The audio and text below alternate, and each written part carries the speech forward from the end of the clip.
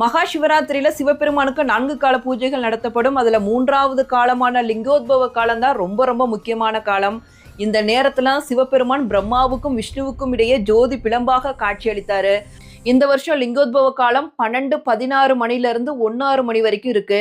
இந்த நேரத்துல என்ன பண்ணணும்னா ரொம்ப ரொம்ப முக்கியமானது, நம்ம முதுகு தண்டுவடத்தை செங்குத்தா வைத்து அமர வேண்டும். அதான் நேராக இருக்கிற மாதிரி வைத்து அமர்ந்து சிவபெருமானோட பஞ்சாட்சர மந்திரமான ஓம் நம சிவாயா அப்படிங்கிறத சொல்லி தியானம் பண்ணுங்க. இல்லை எங்களுக்கு தியானம் எல்லாம் பண்ண முடியாது அப்படின்னா சிவபெருமானோட மந்திரத்தை மட்டுமாவது இந்த நேரத்துல ஜெபித்து முதுகுத்தண்டு நேராக இருக்கிற மாதிரி வைத்து அமருங்க. இந்த பிரபஞ்சமே உங்களை ஆதரிக்கிற நேரம் இது. சிவபெருமான் இந்த நேரத்துல எப்படி ஒளி சக்தியாக காட்சி தந்தாரோ அந்த ஒளி சக்தியான உயிர் சக்தி நம்மளோட முதுகெலும்பு வழியாக மேலே செல்லும் நேரம் இது. அதனால இந்த நேரத்தை தவற விட்டுறாம கட்டாயம் இந்த நேரத்துல முதுகு தண்டுவடத்தை நேராக அமர்ந்து தியானம் பண்ணுங்க. இந்த பிரபஞ்ச சக்தியை நீங்க கட்டாயம் உணரலாம், சிவத்தை உணரலாம். அன்பே சிவம்.